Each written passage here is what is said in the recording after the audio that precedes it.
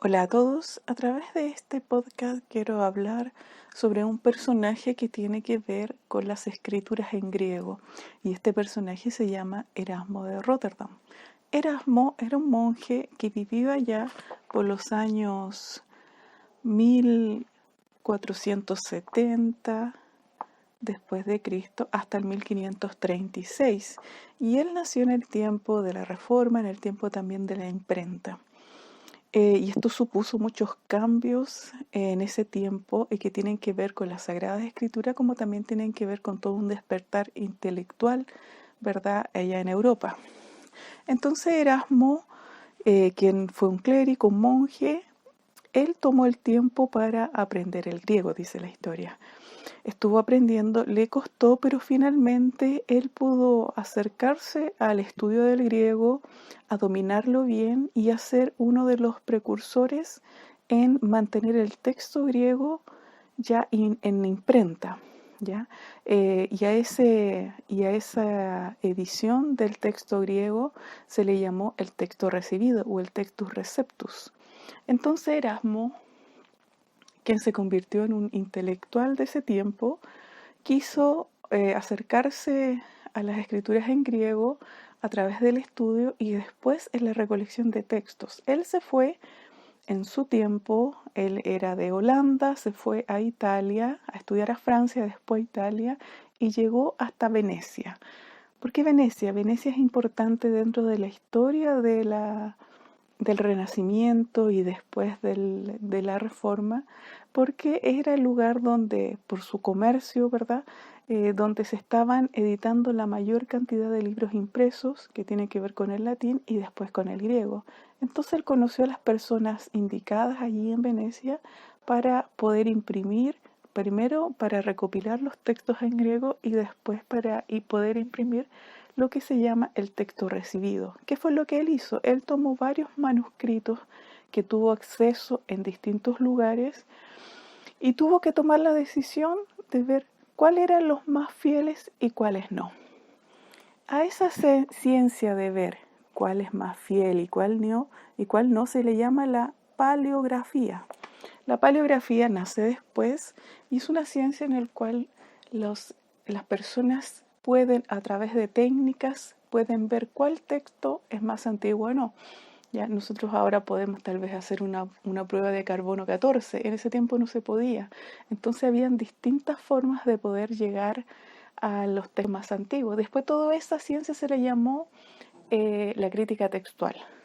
Bueno, en ese tiempo Erasmo no tenía todo eso, recién estaba naciendo esto, la crítica textual nace después, por el año 1700, 1800, producto de muchos errores que cometió Erasmo y cometieron otros con respecto a los textos que comenzaron a imprimir. Entonces Erasmo, ¿qué hizo? Tomó los textos que él consideró que podían ser los más fieles, los más cercanos, los autógrafos a los textos originales, y él decidió a través de eso escribir o compilar y después imprimir el textus receptus. Desde la invención de la imprenta hasta el tiempo de Erasmo, que él comenzó a hacer estos trabajos por allá, por el año 1500, ya se habían impreso un montón de textos, la mayoría de ellos en latín, de los padres del conocimiento, pero no se había hecho nada con el griego. ¿Y por qué no? ¿Por qué tuvo que ser precisamente él la persona que reconstruyera el Nuevo Testamento en griego? Bueno, hay una razón súper práctica para eso. Resulta que cuando tú escribes un texto en latín o un texto en cualquier idioma con nuestro alfabeto, las palabras a lo más van a poder llevar un acento o la ñ que lleva, ¿verdad?, su curvita. Pero al contrario de eso, el griego tiene por cada palabra que comienza con vocal el espíritu y todas las palabras llevan acento.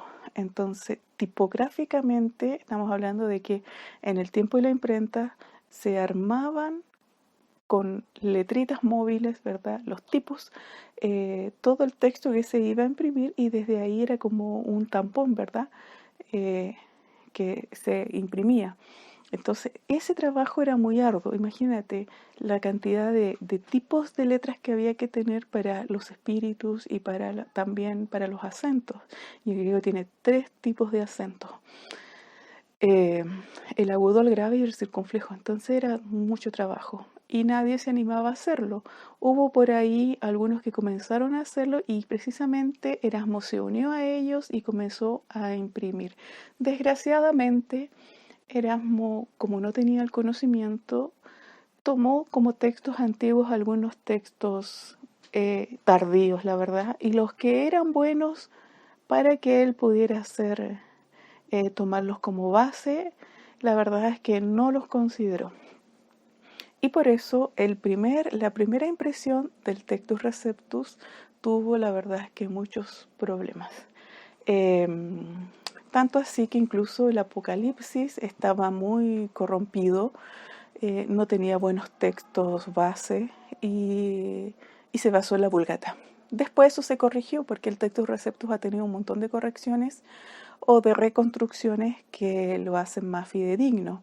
Y después de eso vino otro mover en el cual ya se alejaron del Textus Receptus y comenzaron a tener el texto crítico, que es un texto mucho más depurado y que incluye mucha más cantidad de fuentes.